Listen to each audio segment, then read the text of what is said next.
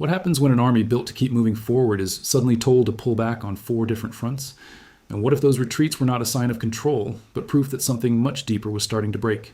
If you want more clear war breakdowns without the noise, tap like, subscribe, and share this with one friend who follows the map, but wants the real story behind it. For months, the picture most people were given was simple. Russia still had more men, more shells, more drones, and more willingness to burn through all of them. So the common belief was that even if progress looked slow, pressure would eventually do the work. One trench at a time, one village at a time, one battered road at a time. The line might bend, but the machine would keep grinding. Then the pattern changed, not in one giant dramatic collapse, not in one single headline that everyone could point to. It changed in a quieter, more dangerous way. Reports from different parts of the front began to show the same strange signal. Units were being told to step back, shorten their positions, abandon the worst pockets, and save what they could before the next round of strikes landed. And when the same thing starts happening in 4 separate sectors, you are no longer looking at a local problem. You are looking at a system under pressure. That is what makes this moment so important. Because retreats in war can mean many things. Sometimes they are smart. Sometimes they are planned. Sometimes an army gives up a little ground to protect a stronger line behind it. But when retreats begin, stacking up across multiple fronts, while the bigger offensive is already losing speed, the meaning changes. Then a retreat is no longer just movement. It is a message. It tells you where the confidence is fading. It tells you where commanders no longer trust the cost of holding a position. And most of all, it tells you where the next crisis is likely to appear. The biggest mistake people make when they look at this war is thinking only in terms of arrows on a map. Red here, blue there. A few kilometers gained, a few kilometers lost. But maps can hide what armies actually feel. A unit can still be marked as holding ground while its fuel arrives late, its communications are jammed, its vehicles are being hunted by drones, and its soldiers know the only road behind them is under fire. On paper, that may still look stable. In real life, it feels like a trap. And that is why these retreat orders mattered. They suggested that in at least 4 active areas, Russian commanders were facing the same ugly reality at the same time. Forward pressure was costing too much. The supply lines were too exposed, the gains were too small, the local defenses were too thin, and every day spent trying to hold the line in the old way risked turning a hard situation into a disaster. So what were these 4 fronts really showing us? The first was the northern pressure zone, where Russian forces had tried to keep Ukraine tied down with constant danger near the border. The idea was simple enough. Force Ukraine to spread troops, force Kiev to worry about new attacks, create fear, create confusion, create a reason to move reserves away from the hotter eastern sectors. While that kind of pressure can work even if you do not take much land. Just being threatening has value. But the problem with keeping a northern threat alive is that it eats resources. Roads have to stay open. Air defense has to move. Fuel has to flow. Units need rotation. And if the area you're pushing into offers more danger than payoff, the pressure starts feeling expensive fast. That is, when commanders start asking the question armies hate most. Why are we still here? Once that question appears, the whole tone changes. What was sold as pressure starts looking like overextension. What looked aggressive begins to look wasteful. And once local commanders are ordered to pull back to safer lines, the political image of momentum takes a hit. Because the public may hear the word redeployment, but soldiers hear something else. We cannot keep doing this here. The second front was in the east, where Russia has spent enormous effort trying to wear down Ukrainian defenses town by town. This is the kind of fighting that destroys everything. Concrete, tree lines, roads, bridges, buildings. It also destroys time. Attacks that once promised breakthrough start producing only ruins and casualty lists. The closer you look, the more brutal the math becomes. A few tree lines gained, a few blocks claimed. Another wave sent in. Another armored push stopped by mines, artillery, and drones. Another unit rotated in to replace losses that should have broken the pace weeks earlier. Now imagine trying to hold exposed forward positions in that environment after your attack has already slowed. Every ruinedy, strong point becomes a magnet for precision strikes. Every narrow road becomes a target lane. Every delay in evacuation hits morale harder.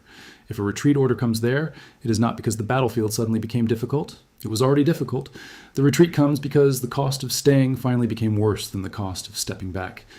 The third front was closer to the Central Eastern pressure axis, where Russia has repeatedly tried to stretch Ukraine's defensive system until something gives. This has been one of the most important parts of the war because even small changes there can open choices for future operations. If you break one line, maybe you threaten the next Ukraine to move artillery and reserves. So commanders keep throwing effort into it, hoping that one more month of pressure will create the opening that all the previous months failed to create. But war punishes hope when it is not backed by logistics. By the time retreat orders begin appearing in that kind of sector, it usually means something very ugly has happened behind the ETE scenes. Maybe replacements are arriving weaker and less trained. Maybe supply trucks cannot move in daylight. Maybe drones have made old tactics almost suicidal.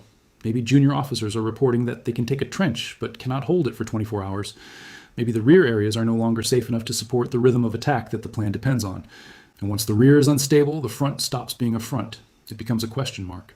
The fourth front was in the south, where distance, logistics, and precision strikes turn every military decision into a gamble.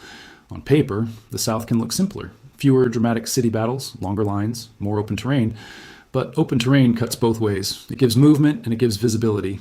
It lets you shift forces, and it lets drones hunt them. If the roads, depots, and fuel points behind that front are under repeated attack, the entire line begins to feel brittle. Not broken all at once, brittle. The kind of brittle that snaps after one shock too many. And that is what made the southern pullbacks so important. They hinted that commanders were no longer thinking only about where to attack next. They were thinking about what they could still protect. That is a huge psychological shift in any campaign. The language may stay bold, the public statements may still promise pressure, but once the real discussion becomes about preserving units, saving transport routes, and reducing exposure, the campaign has already changed shape. Now here is the part that matters most. These were not four separate stories. They were one story told in four places. That story was simple. Russia could still attack, but it was struggling to sustain attack in the way it wanted. It could still pressure Ukraine, but the pressure was no longer producing the same results. It could still spend lives and equipment, but the exchange was looking worse and worse the longer the offensive dragged on. And when commanders across multiple sectors start choosing shorter lines over exposed positions, that choice tells you they are trying to buy time. Time for what? Time for fuel to recover, time for replacements to arrive, time for drone production to catch up, time for artillery stocks to stabilize, time for command to rebuild some kind of rhythm. But time is not free in a war like this, because when one side steps back, the other side gets a chance to do something even more valuable than taking ground. It gets a chance to study weakness. And that is, when this whole situation became far more dangerous for Russia than the retreat orders alone suggested, Ukraine did not need 4 giant breakthroughs to turn these retreats into a real problem. It only needed to do what it has been trying to do for months: connect battlefield pressure with strikes deep behind the line, hit the roads, hit the depots, hit the repair points, hit the fuel chain, hit the places that let a retreat remain orderly. Because there is a huge difference between a controlled withdrawal and a withdrawal that keeps getting interrupted. That difference is where campaigns start to unravel. When a unit pulls back under pressure, it needs a few basic things to go right. Communications have to work, vehicles have to keep moving, new positions have to be prepared, artillery has to cover the movement, drones have to watch the approaches, medical evacuation has to function, officers need to know which troops are where. If even 2 or 3 of those pieces start failing at once, a retreat stops looking like a clean reset. It starts looking like exposure. And exposure in this war is deadly, because the battlefield is no longer just about who has more guns. It is about who can see, track, and strike faster. A vehicle hidden 10 kilometers back is not truly hidden if a drone can find it. A fuel dump is not safe because it sits behind the old line. A command point is not protected just because it is not in a trench. The rear is part of the battle now. In many ways, it is the battle. So when those 4 retreat patterns began to show up, the deeper meaning was not simply that Russia had given up a few bad positions. The deeper meaning was that the war had reached another phase where the rear could no longer quietly support the front at the old tempo. That is why the next developments mattered so much. Instead of easing, the pressure behind Russian lines kept growing. Fuel infrastructure stayed under threat. Transport routes stayed under watch. Ports, depots, rail links, repair hubs, and storage points all remained part of the same wider contest. Every successful strike did not just damage a target, it forced a question. How much of this system can still function if the next hit lands tomorrow? And that question spreads fear faster than a map ever can. If you've made it this far, hit like right now, subscribe for more scripts that go deeper than the headline, and share this video with someone who still thinks a retreat is just a line moving backward. Because once fear enters logistics, it changes behavior before it changes territory. Drivers become slower, movements happen at night, repairs are delayed, stockpiles are broken into smaller pieces. Commanders become more careful, but caution has its own cost. Every extra minute spent hiding a truck is a minute it is not delivering shells. Every rerouted convoy burns more fuel. Every depot moved farther back makes the trip to the line longer. Every helicopter that cannot risk flying low means wounded soldiers wait longer to leave the battlefield. And when enough of those delays pile up, you get the kind of war we are seeing now.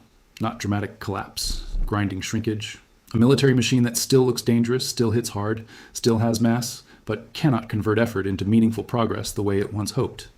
This is the part many people miss. Retreats are not only about ground, they are about tempo. Tempo is everything in a long war. If you can attack, recover, rearm, and attack again faster than the other side can respond, you create pressure that keeps building. Even modest gains become powerful because they arrive before the defense can reset.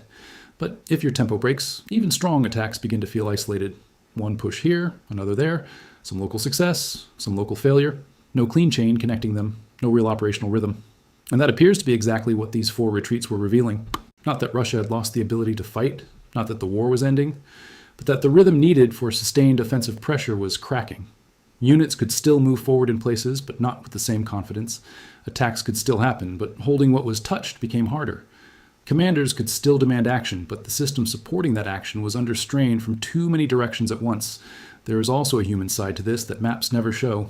A retreat order lands differently on soldiers depending on the wider mood of the front. If troops believe they are stepping back to a better line, it can even help morale.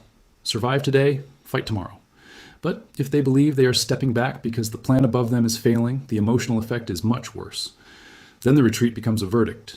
It tells them the sacrifice they made for the last position may have bought almost nothing. It tells them the road ahead may be more of the same.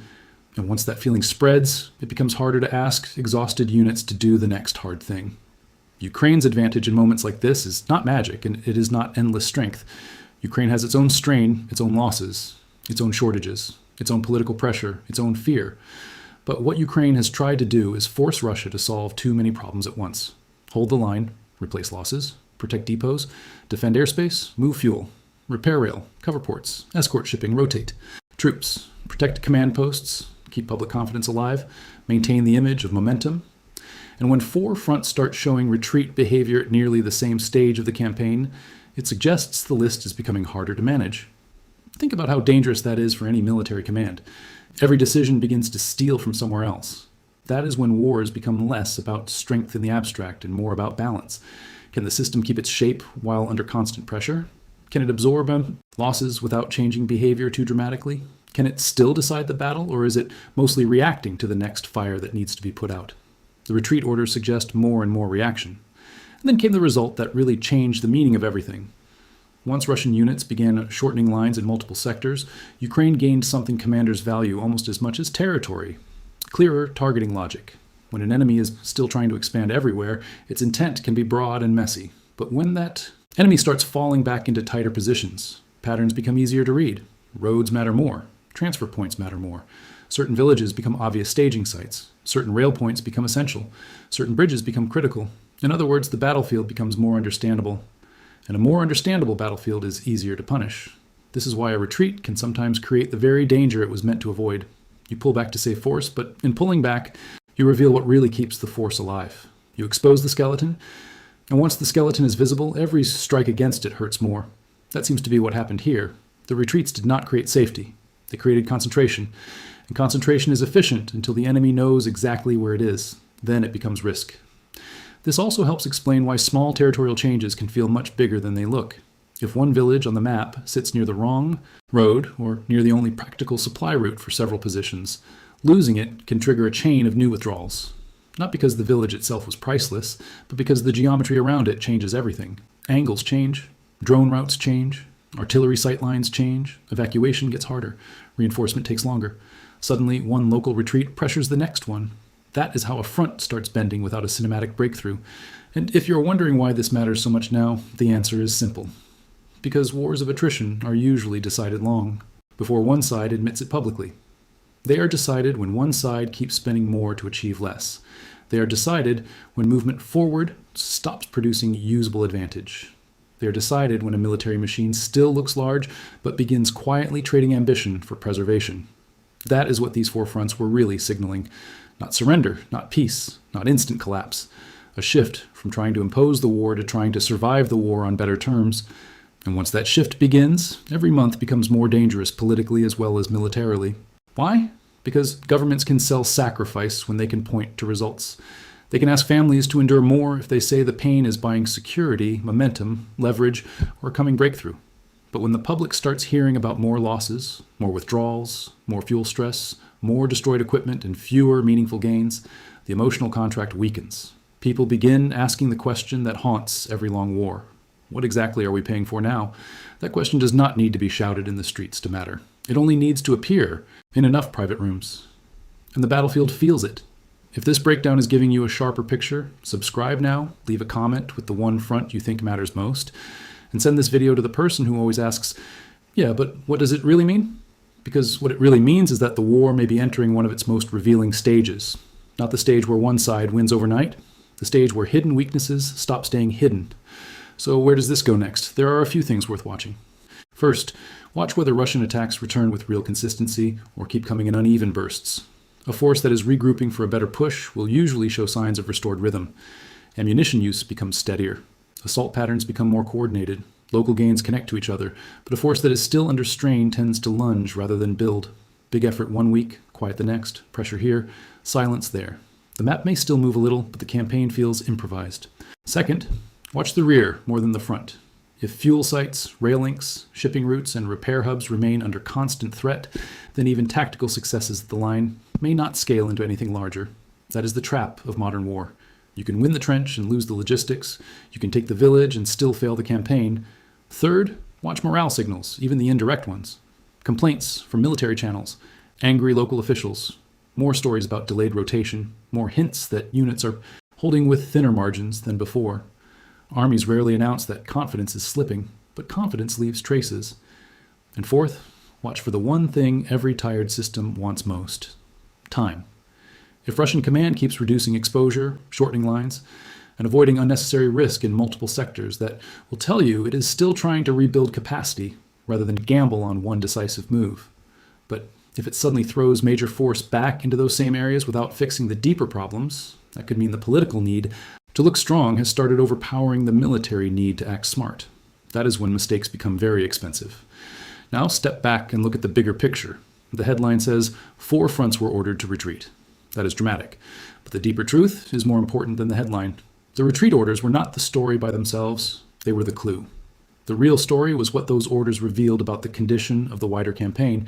They revealed that pressure alone is no longer enough. They revealed that numbers alone do not guarantee momentum.